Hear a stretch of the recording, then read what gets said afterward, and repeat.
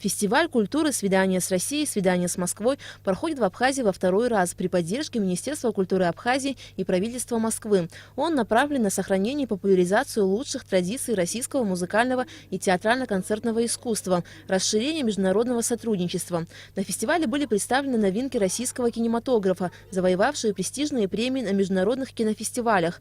Так, в последний день фестиваля культуры «Свидание с Россией. Свидание с Москвой» для школьников состоялся показ детского художественного фильма режиссера Константина Сухарькова «Замри, отомри». Юным зрителям кинокартина понравилась.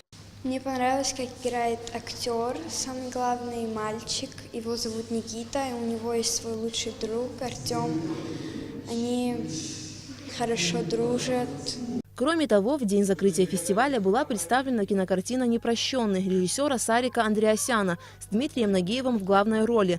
Картина основана на реальных событиях и описывает историю успешного инженера-строителя Виталия, у которого было все для счастья – любящая семья, работа, друзья. Однако в одночасье он лишился всего, когда его супруга с детьми погибают в авиакатастрофе.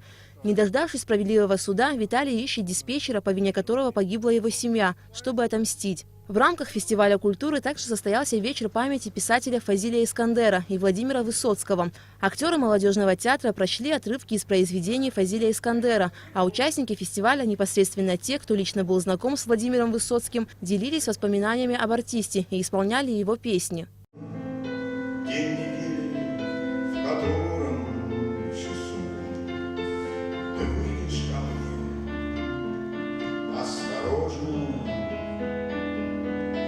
Тогда я тебя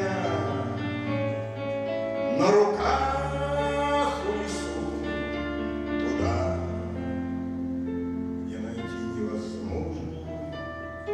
Картиной закрытия второго фестиваля культуры «Свидание с Россией. Свидание с Москвой» стала лента «Собибор» Константина Хабенского, которая выдвинута на премию «Оскар» 2019 года.